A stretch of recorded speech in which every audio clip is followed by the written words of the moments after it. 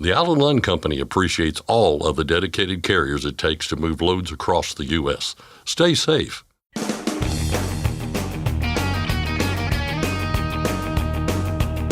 OOIDA, representing America's truckers since 1973, presents Landline Now with your host, Scott Thompson.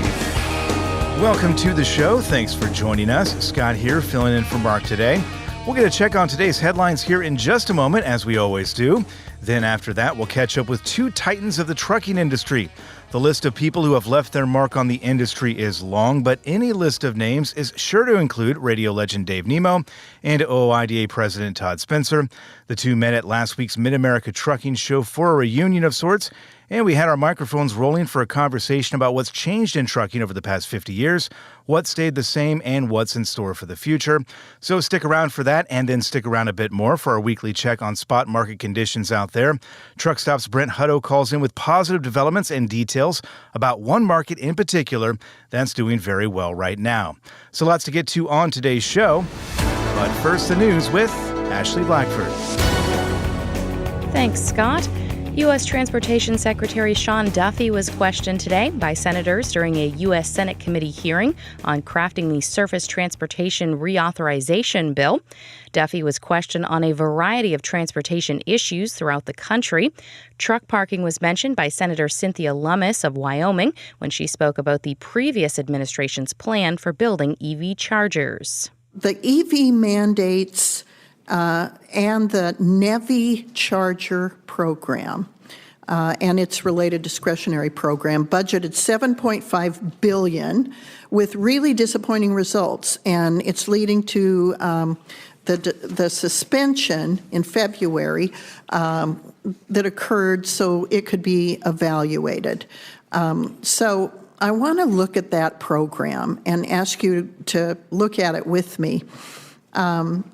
Because the NEVI program just buckled under piles of regulation and rigid technical requirements, private capital was left on the sideline to address the EV charging issue. And so Wyoming and other states have millions of dollars sitting idle in accounts for chargers that they just can't build. Senator Lummis introduced a bill to redirect those funds. The Highway Funding Flexibility Act that would authorize states to redirect unused EV charger funds to roads and bridges. And then highway safety priorities like truck parking and wildlife crossings could also be eligible. She told Secretary Duffy that she'd like to explore this and other ways to make sure that money could be put to good use. Secretary Duffy responded by saying the new administration is looking at a variety of things. Just in regard to the NEVI program, just to be clear, the guidance, I think, from the last administration wasn't working. I believe there's been, over 3 years, 66 chargers built with the $5 billion out of the $7.5 billion that was directed toward the EV chargers, and again, very burdensome regulation. And so we're redoing the guidance. Listen, you can have a debate about whether we should have charging stations or not. You guys all passed a bill with charging stations, but I think if you pass a bill saying we should build out American infrastructure with charging stations, we should build charging stations. We shouldn't pay people to not have charging stations. We have 66 of them. And so I look at the guidance, I'm going to make the guidance work. Whether I agree with it or not, you told me to do it, and so let's do it well. But there's still money there, and that's a role for the Congress to say, hey, do we want to take this money and use it for something else? That'll be your all's decision as you go forward this next year. Secretary Duffy said he believes EV users should pay part of the cost of roads and bridges that they use. Senator Lummis then reiterated the need for more truck parking. There again, there's a Department of Labor rule that says you can only drive a certain number of hours and then you absolutely have to stop. And there's no place for them to park. And so that's an issue for another round. Thank you so much, Mr. Secretary. Thank you, Senator. It's a safety issue. We have to address it. In other news, a storm that swept through Nevada, Missouri caused a lot of damage on Wednesday. Overturned semis, downed power lines, and damage to buildings were reported. According to local news reports, the National Weather Service issued a tornado warning around 7:30 a.m. The Vernon County Sheriff's Office reported no serious injuries. However, lots of pictures and videos showed severe damage to the city. The Commercial Vehicle Safety Alliance's 2025 out-of-service criteria is now in effect. Last year, members of the alliance voted in favor of 15 changes to the criteria. This criteria is used by certified commercial motor vehicle enforcement personnel. To see a full list of changes, you can visit cvsa.org. In an effort to encourage cities, towns, tribal governments, and metropolitan planning organizations to improve road safety, the U.S. Department of Transportation Secretary has announced a funding opportunity through the updated Safe Streets and Roads for All grant program. More than $982 million is available. The program is aimed at reducing the numbers of deaths and serious injuries on the nation's highways, streets, and roads. The recovery efforts on Interstate 40 in North Carolina are a step closer to completion. Recently, the Federal Highway Administration announced that it successfully cleared a number of legal barriers to allow the North Carolina DOT to acquire construction material from the adjacent Pisgah National Forest sooner than expected. The materials needed were originally to be sourced from 20 to 50 miles away, which would have taken longer and increased project costs. Transportation Secretary Sean Duffy, the Federal Highway Administration, and the U.S. Forest Service worked together to accelerate the necessary approvals. Duffy says this is another major milestone in Hurricane Helene recovery efforts along I-40. Another co-sponsor has been added to the Truck Parking Safety Improvement Act. On Tuesday, Representative Darren Soto added his support, bringing the total now to 31. This bill would allocate $755 million toward truck parking nationwide. $4 million worth of cocaine was found in a tractor-trailer at the I-35 checkpoint in Laredo, Texas last week. U.S. Customs and Border Protection agents discovered the drugs during an inspection of a tractor-trailer. Border agents found 51 packages of cocaine weighing nearly 130 pounds with an estimated street value of $4.1 million. The driver and contraband were turned over to the Drug Enforcement Administration to be charged accordingly. Driving into Canada will cost more at 3 bridges in New York. The Niagara Falls Bridge Commission announced recently that truckers with 5 axles will now pay $34 American, a $2 increase. Passenger vehicles will be paying $1 more to cross, bringing the total to $6. The toll rate increase will be for Rainbow, Whirlpool Rapids, and the Lewiston-Queenston Bridge. These changes will go into effect on May 1st of this year. The Commission says this increase will support critical infrastructure improvements, offset increasing maintenance costs, and ensure the long-term safety and reliability of the 3 international border crossings under the management of the Commission. And finally, Maine's Department of Transportation might have won for Best April Fool's Post. In a Facebook post, the department said that it was pleased to announce a new initiative aimed at improving wildlife safety, Squirrel Skywalks, specifically designed bridges that would be constructed over every major road throughout the state to reduce the cost of roadkill cleanup. The post even has a photo of what these could look like. This garnered 3,000 shares and 2,500 comments, with some commenters unsure whether the DOT was joking. That's Landline Now News for today. I'm Ashley Blackford. Thanks, Ashley. For more in-depth coverage of the trucking industry, you'll find whatever you're looking for on our website, landline.media.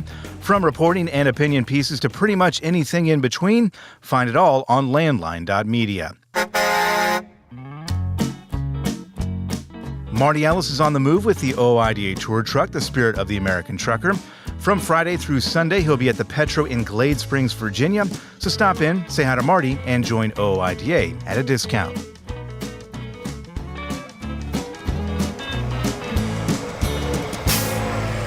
Coming up next, we've got that conversation between Dave Nemo and Todd Spencer. Landline Now is back right after this short commercial break. Dispatch, I picked up that load of steel, so I'm ready to roll. Sounds good. Remember, we're getting paid by weight, so make sure to use a cat scale. I wouldn't weigh anywhere else. Forget miss accuracy when you're truck on a cat scale. Penske is the trusted source for quality used trucks. Whether you search our website, call our sales staff, or bid at our online auction, you are sure to find the right used truck for your business. Visit PenskeUsedTrucks.com to view our inventory and learn more.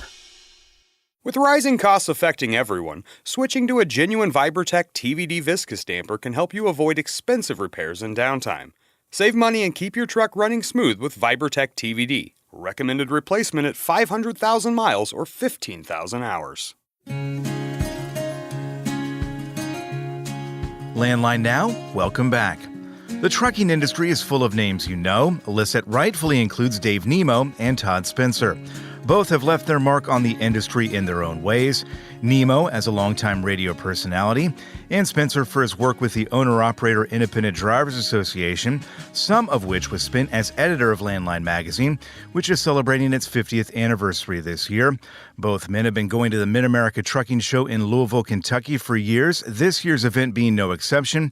And with Nemo stepping away from his full-time hosting duties later this year, it's an end of an era of sorts. So we decided to catch up with both men for a trip down memory lane. We started by asking the two men how they first became aware of one another, and that's where we picked things up with Todd Spencer and Dave Nemo. Well, I don't know if you'd call me I guess just a casual listener, because when I first became aware of Dave, I was in the Army, stationed at Fort Gordon, Georgia, and just listening to radio at night, and I suddenly I hear an ad for the Oak Grove Truckstop. Well, hey, I'm from Oak Grove. I grew up less than a quarter of a mile from that truck stop, and here we have a radio station, over 1,000 miles from home, and they're advertising the local business. And of course, it was Dave's show, overnight radio, trucker radio.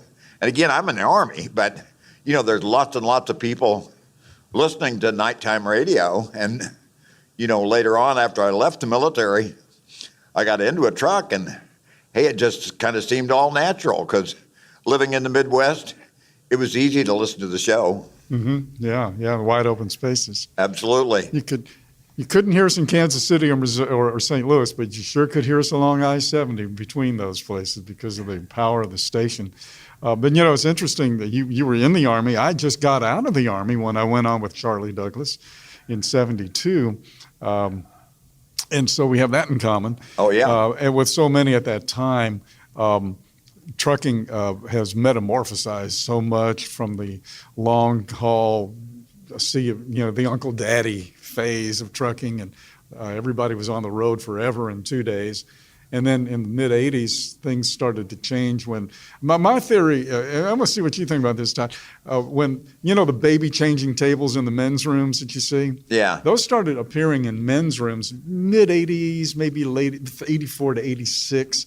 And when that happened, coincidentally, I don't think so, trucking started to develop regional fleets at that time because fathers, breadwinners, wanted to be more dads, wanted to be more home. And so fleets started really scrambling almost, I think. And correct me if I'm wrong. Oh, well, I think you're right. Yeah. Almost scrambled to kind of develop these regional fleets so we can get these guys home more often. And that became a real mantra for the industry to this day. It's really interesting. Yeah, well, and also that's kind of an evolution from the way trucking worked prior to deregulation, where so much of trucking was basically based on a hub and spoke system where you would just go out and come back. Yeah. And then, after deregulation, you could go anywhere, everywhere. And, that was the niche that a lot of owner-operators fell into. Certainly myself was one, because I might go anywhere from West Coast to East Coast, Northeast, Florida. Yeah, and the industry too, and I'll defer to you on all of these details here, but my phrase was the kitchen table companies, and what I meant by that is deregulation happens, guy gets a truck, his wife starts working on the business on the kitchen table, and they developed these family companies. Maybe he never got more than one truck. Maybe he developed into a small fleet. But that whole idea of family coming together to basically establish a trucking company on a kitchen table. Literally. Oh, yeah. Yeah, well, now it's done on a laptop or a smartphone. you can own a truck and you can drive a truck, but if you're going to run a trucking business, then somebody better be paying attention to the business affairs. Indeed. And of course, when you talk about the role that a spouse can play in this, in the early days, before any of this stuff changed, the regulatory requirements for a one-truck operator were identical to the regulatory requirements for 1,000 truck operator. So you filled out quarterly reports for every state you ran in, all that crap, over and over and over. We had 3 or 4 license plates if you wanted to truck in very many states. All of that stuff came with a regulatory component, and it was more than one person could handle in a lot of instances. For sure. So having a support staff at home was really important. Yeah, Justin Wilson had a great line for that, the great Cajun comedian. He's talking about this boy and girl riding down the road, with the old bench seat car, and he's got one arm around her and one arm on the wheel, half doing 2 jobs. And that's basically what happens if you tried to run it by yourself out of the truck. It was pretty much impossible, so you had to have that home base. And then when the kids got out of the house and grew up and left, a lot of times the wife would learn how to drive from him. Yeah. And the husband-wife team was just a staple for the industry for so many years until the 5-and-5 split sleeper berth. And all of that goes away. Yeah, the hours of service requirements really put a crimp in that. And we Crazy lost stuff. such a vital component to the industry, I think, because of that. Agreed completely. Take us back in time again, if you will, to the relationship between the trucking community and the role radio played early on with AM radio and beyond, because that was something that really connected the industry together. That, of course, and the CB. And it wasn't like today. I think that's safe to say. Today, we're, of course, using our smartphones to communicate in a variety of different ways, but you didn't have those gadgets back then. It was payphones for the most part, right? Well, I'll start this conversation, Todd, by saying this. I remember one night I got a call. It might have been 1980. And a guy says, it cost me $25 every time I stop to call you because I got to stop and pull into the rest area, see if the phone is there and if it's working, and then get online and hang on the phone for, for however long just to call into the show. And that's what it was. Nobody knew what was coming down the line in terms of the industry. But one of the things, being veterans ourselves, my estimation of what was going on, like in, let's say, 1970, 1975, so many guys were coming out of Vietnam at that time, and they all had one thing, from my point of view. I'd love to hear your take on this too, Todd, but they all just wanted to be left alone. They didn't want somebody standing over their shoulder telling them what to do, how to do it, and when to do it, and that they did it wrong. And so trucking, for those who weren't already in trucking vis-a-vis, farm life, so many kids growing up in farms, 13 years old, you're running a combine or something, or driving a tractor trailer down to the railhead or whatever. So you had some heavy equipment experience as a kid, farms, and then, of course, you might have been M88 in the Army or something, you come out. But a lot of those guys got into trucking because it was long haul, all night, driving, the road is yours, and you're independent. Even if you were a company driver, there was no way for them to get in touch with you, so you were independent. The old captain of your ship out there was for real at that time. Well, it was, and of course, obviously, trucking has always been attracted to those folks that, that are interested in a challenge, and of course, the mindset has got to be, well, look, I'm here, and I need to be there, and I need to do whatever it takes to get from point A to point B. Job one. Regardless. Yes. And I haven't said this in a long time, but job one was getting the job done. Yep. And I think that's a steal from Ford or something. But now job one is being compliant. And if you can get the job done, good. But if not, Compliance is the important thing. And then the whole controversy about, well, do you need to be compliant to be safe? Are compliance and safety the same thing? Yeah, they're the same thing, only different. Because you can be compliant and be as unsafe as the devil, out there on the road. Yeah, that's reality. And that mesh never really happened, did it? Well, simply because the regulations book doesn't always match the real world that you work in, Really? The circumstances that you face, the challenges and the responsibilities you have. When things go bad, folks don't want to hear about, well, you've got to comply with regulations. They just say, get my stuff here, know, would you? right? Yeah, And truckers always do that and always have. Yeah. And they take pride in the responsibility of doing it safely. Mm-hmm. And, owner-operators especially are big on that stuff. Sure, and safety wasn't this billboard, because people were they wanted to be alive, and that's, you got to be safe. But we didn't push that safety thing because we didn't really have to, I don't think. Well, see, what's sort of changed through the decades is that trucking is basically an essential utility for America. Yeah, it's essential. It's not, you got to have it.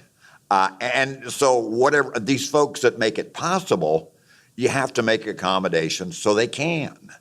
So yeah. And because that's what keeps our country going. Yeah, and it's hard to square that circle when you got people in Washington writing rules and they don't know the difference between a truck and a tractor, or a tractor and a trailer.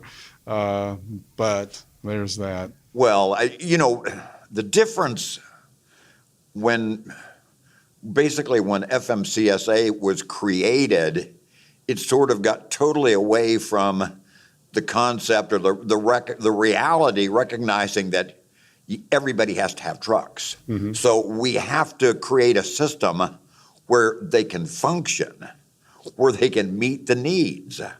And you balance things. You look at economic situations and how economic interests are key to truckers being able to basically do what they have to do for the country. Mm-hmm. And we understand that, you can't have ultra, super low budget airplanes unless you want them to fall out of the sky. Yeah. We understand that, if you want transportation, it has to be an economically viable model.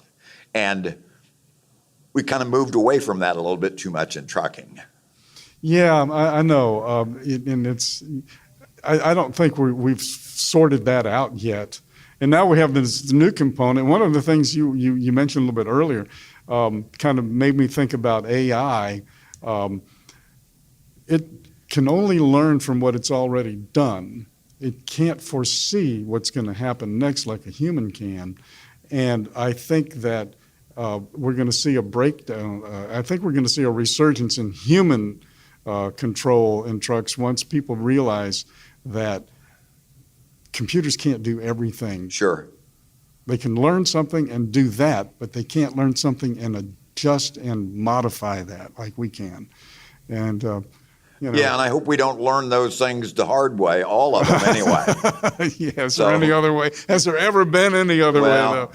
Hopefully we could see it coming before we get to the cliff anyway. Yeah, exactly. But when we started out talking about the way things were, when you first started and I first started, you could call, I'd hear folks call your show and we'd be talking about happy birthday. Somebody'd call in saying, wish so-and-so it's a happy birthday.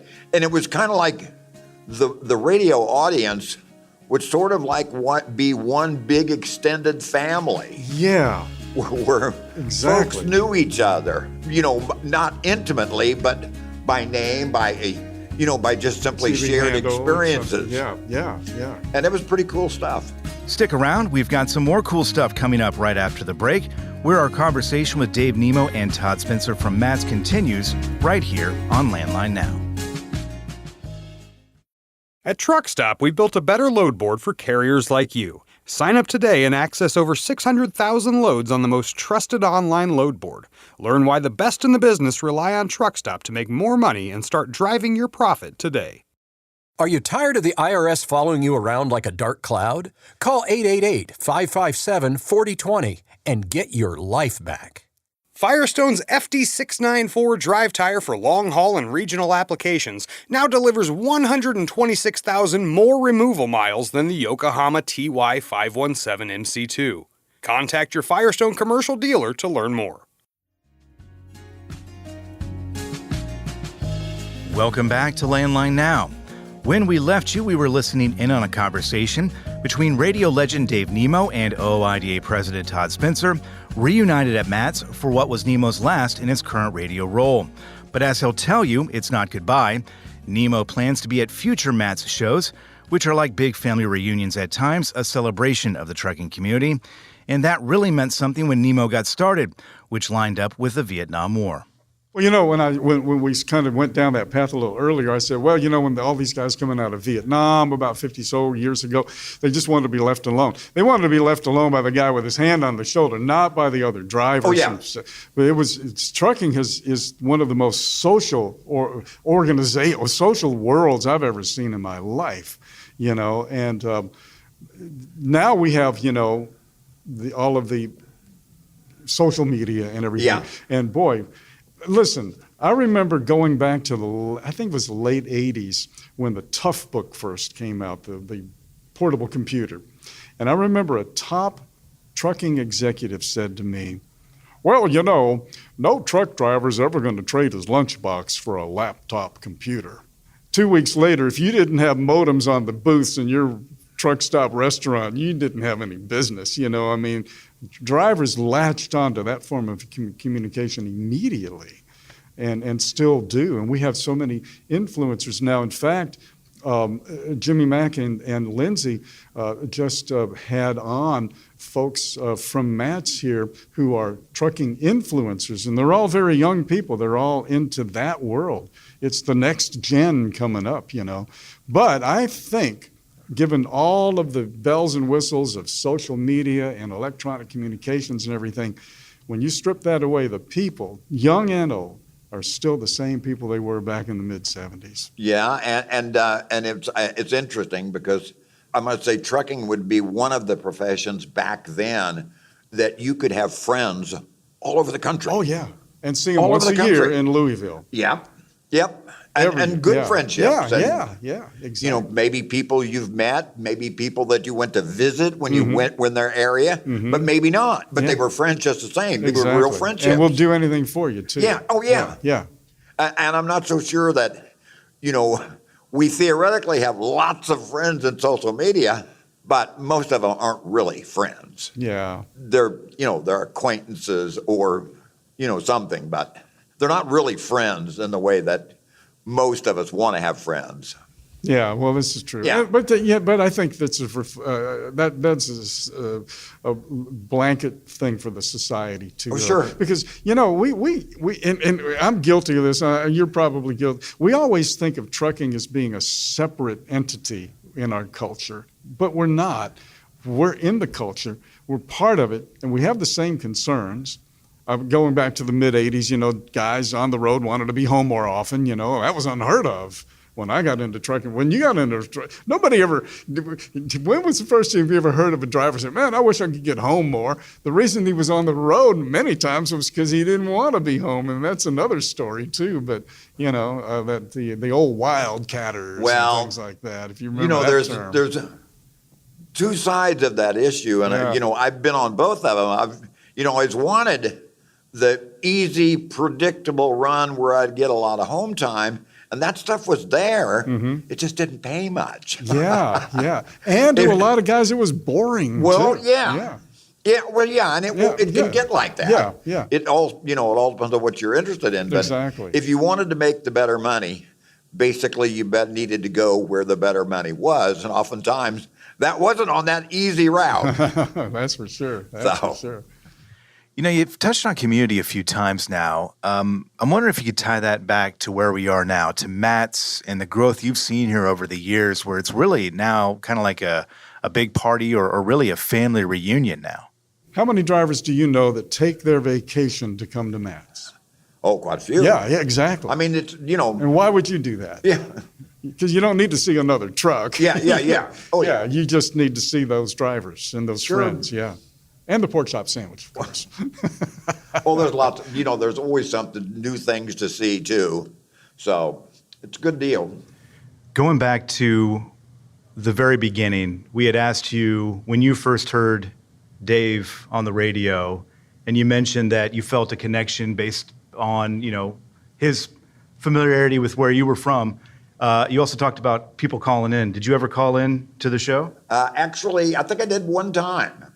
Do you remember? And it took a long, well, yeah. Now, understand, it's a totally different world. We weren't carrying phones. If you wanted to make a phone call, you had to find a phone booth. Sometimes it would be in a truck stop. Sometimes there'd be people on it. Maybe you find a phone booth on the side of the road. Maybe it works, maybe it doesn't.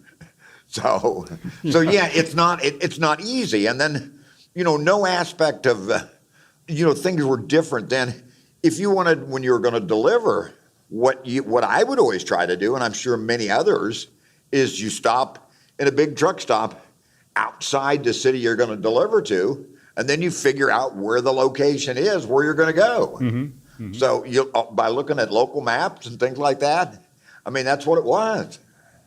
Do you remember what the call was about, though? Do you remember what you talked about?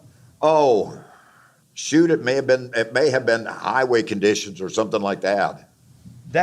And Dave, that must not have been lost on you at the time, right? The truck drivers were spending time pulling over, taking the time to call you, knowing that they were basically, you said 25 bucks. This phone call cost me 25 bucks. Yeah. That had to mean a lot to you, knowing that they were doing that. Absolutely. No,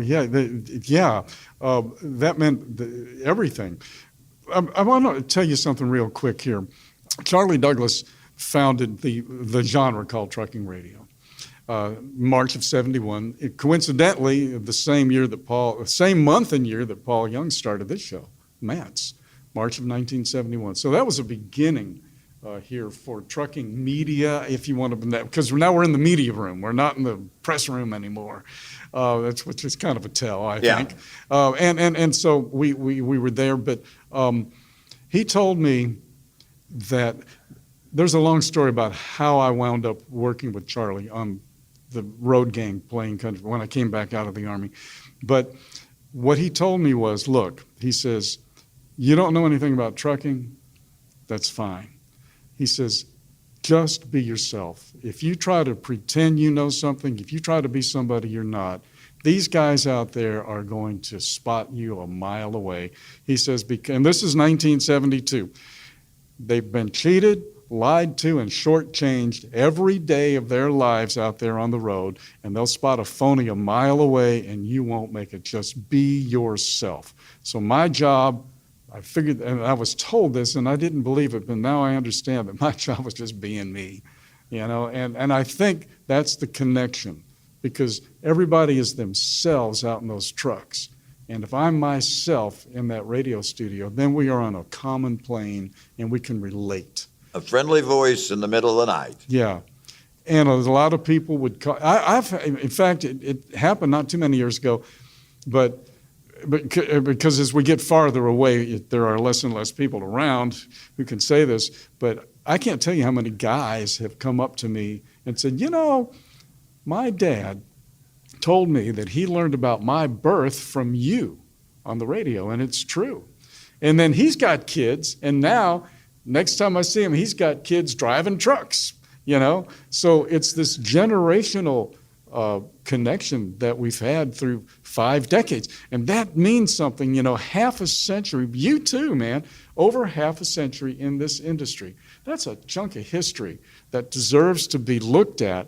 And we need to do that. That was then, this is now thing, so we can try to connect those dots, I think. Changed a lot since then, and yet it hasn't. Well, yeah. Everything is much more expensive. Everything is I'm going to say much more complicated or advanced. Yeah. But I can tell you the difference between driving the trucks of the 70s and driving the trucks that are available today. Oh, man, there is no comparison. This is pretty nice. This is pretty nice. None whatsoever. The broadcasting look, when I started going to truck, and Charlie did this before I did, but Charlie Douglas left the WWL in 1984, went up to WSM in the Grand Ole Opry. And I wound up getting the show. He had done all of the remote broadcasting, as we call them, and you set up at a truck stop. And we had 3 telephone lines, long-distance lines that we had to pay a month service and installation on. We had 1 line to get the program from the truck stop to the station, 1 line to get the program from the station to the truck stop so we could hear it, and then a talkback line so I could talk to the producer, John Parker in those days, say, oh, okay, we're going to do the news now, and then I'm going to do some weather, and I'll get some drivers, so a little back and forth talk. So 3 long-distance phone lines, and I had a hand truck full of gear that I had to pay extra baggage for on the airplane. Now, I can put it in a bag and carry it I can put it in a small satchel and put it anywhere and broadcast from a moving truck. Yeah. So the equipment has shrunk down to practically nothing, but the technology has exploded in terms of where we can be and what we can do. So we don't even have to plug that stuff in anymore because we can use a phone charger and plug it in and just broadcast from anywhere. It's crazy. It's amazing. Yeah. I mean, it's amazing. And who knows where we'll be 50 years from now. Yeah, we'll just think. I think I hear it. Oh, yes. And this year's a big one. We've got Landline Magazine celebrating 50 years, and Todd, you were instrumental in taking that from a newsletter basically to the magazine that it is today. Dave, you're kind of retiring. You have to think about the legacy, I would imagine, that you've both built here, especially for those of us who are still in the media and going to remain in it for a while now. And the mission going forward, serving this trucking community as well. I mean, do you ever kind of think about that and the impact that you've had over the years? There's a bit of confusion, but I'm going to circle back to what a truck driver told me years and years ago. He was from South Carolina. And he said, hey, I'm retiring, I'm getting off the road. Hey, man, it's been great. Hope you'll still listen, sometimes and things like that. And he calls about, I don't know, maybe almost a year later. But I remembered the guy. He was in Phoenix, Arizona. But I knew he was. So I said, what are you out there maybe going to the Grand Canyon or something? He says, no, I'm on a run. I said, wait, I thought you retired. He says, well, yeah. But I got home and I did everything I needed to do there. And my wife said, you know what? You just need to get out on the road every once in a while. Go do a run. So he did. And he was very happy. So I'm cutting to the chase. I'm retiring from the radio business. I'm not retiring from radio. So what I'm doing is I am doing the semi-retirement slowdown. So I'm going to go from 3 days a week to 2 days a week, but I'm going to be on more Wednesday through Sunday with Jimmy Mack and Lindsay. Just popping in here and there, doing some interviews and things like that. So I'm going to work less and be on the radio more. I've figured that out, and that's what's happening. So I'm not going away, and neither is he. We ain't letting you get away. Yeah, well, yeah, you've always got to do stuff. You're going to do stuff. Just do stuff you like. So, and if you do some of this stuff for so long, it's just, it ain't like you're ever going to say goodbye because it never leaves you. Exactly. So I'm not even going to pretend to do that. And as we wrap things up here, any final thoughts for people listening today? Yes. Keep on trucking. Keep on trucking, and thank you for what you do, guys and gals out there behind the wheel. We appreciate it. And we appreciate Dave, Nemo, and Todd Spencer for their time and contributions over the years. We'll take a quick break now, but hang tight. We've got more Landline Now coming right up. Protect your diesel engine with Howe's Diesel Defender. Restore vital lubricity, eliminate injector deposits, and boost fuel economy by 5% or more. Power, performance, protection, all in one. House Diesel Defender, available now. Since you started, what you've loved about trucking is the freedom. Heading out on your favorite route, a good driving song, and thinking about truck insurance. Well, maybe not that last one. That's why we're here. At OOIDA, we have a full range of truck insurance products, expert advice, and great customer service, helping you get the right coverage for your operation. Go to OOIDA.com, because your job is to drive. Our job is to help with everything else. Landline Now, welcome back. If you're hauling freight and running your own business, you need to keep track of some basic facts and figures that can determine whether you succeed or fail. And that includes finding the freight and how much money you can make hauling it. Today, Landline Now's Ashley Blackford will bring us some of that information and get some insight as to why things are happening with the folks from Truckstop.com. Here's Ashley now with a report.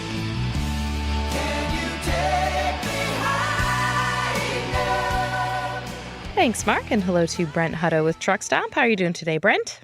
Man, Ashley, I am doing super great. Got back from the Mid-America Truck Show, and it was a great event. The weather held. It was really beautiful weather, actually, and lots of truckers. Got to talk to lots of truckers about how they're feeling and how they're doing, and a little bit more optimism, I think, in the market than last couple of years.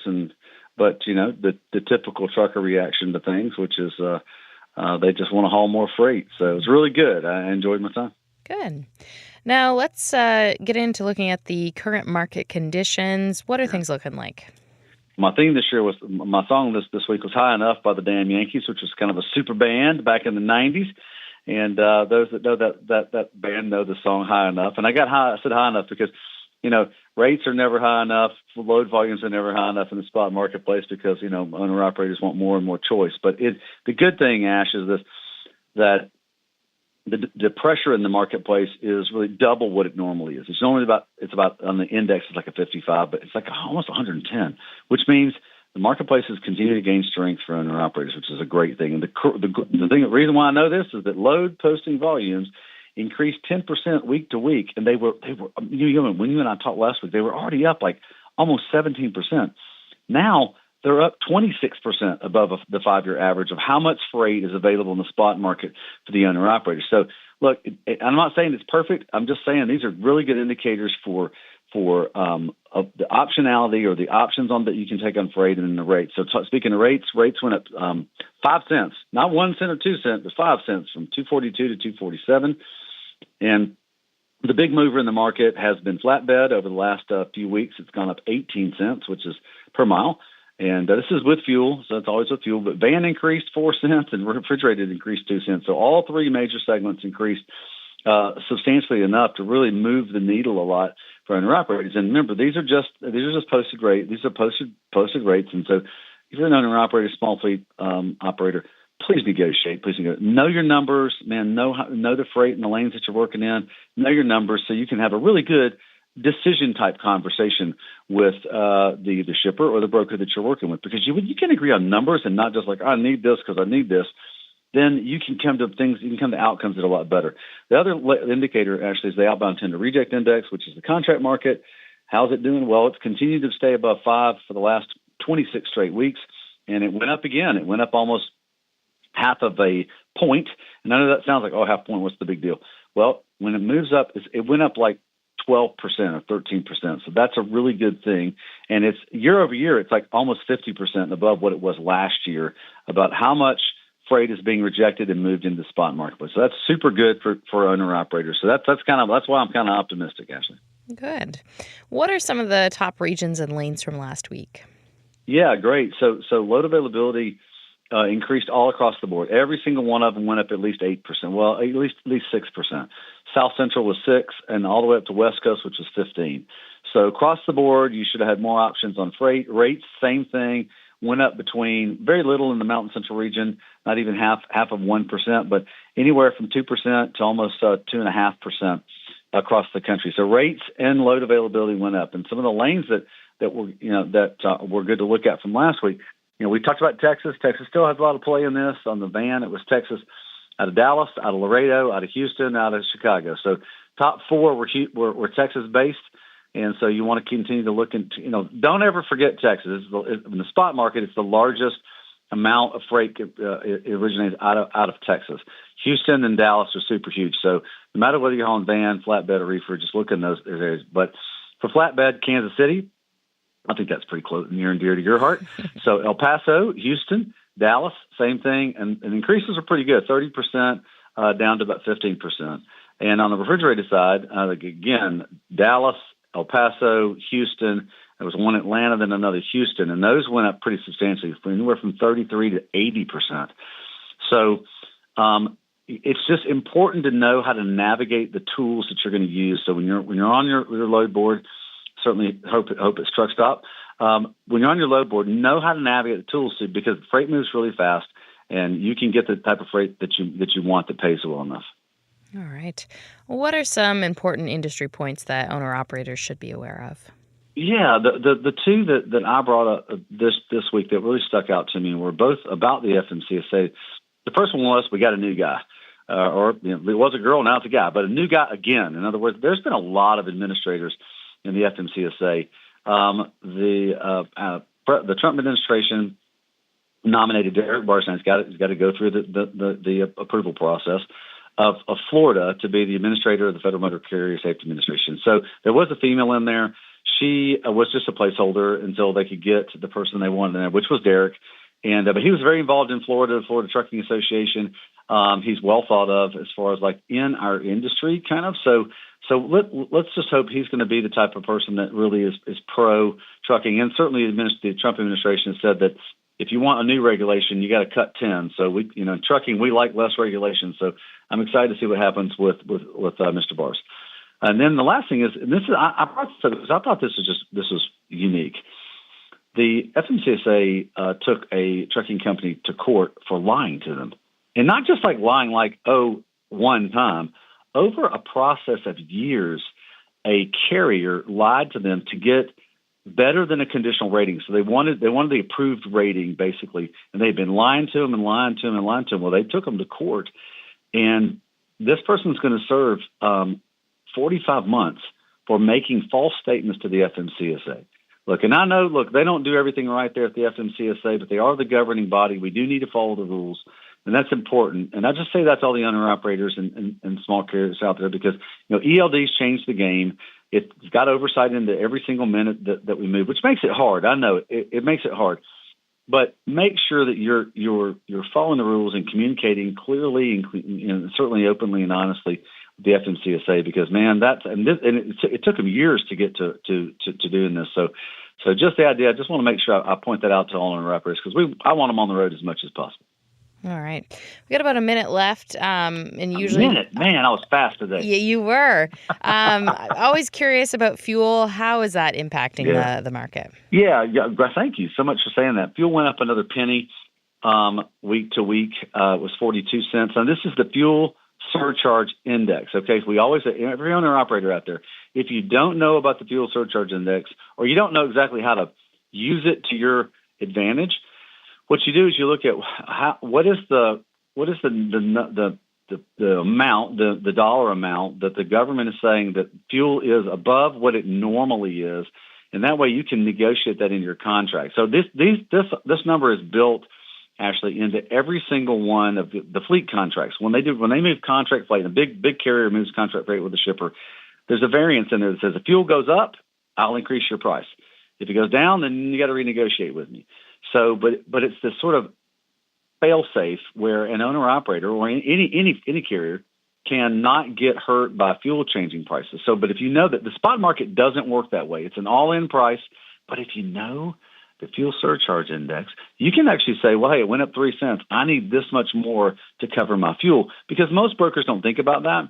But it's not that they're not aware of it. They just don't think about it because it doesn't really operate. But you can negotiate that. So, again, it kind of comes back to what you and I have always talked about, which is know your data, know your stuff, know the information you need when you're negotiating with somebody that puts you on level playing field so you can negotiate what outcome ends up being the best for you. So thank you for asking about fuel. Super important. All right. Thank you so much. That was Brent Hutto with Truckstop. Mark, back to you. Thanks, Ashley. That's our program for today. Thank you for joining us. I'm Mark Reddick, and this is Landline Now.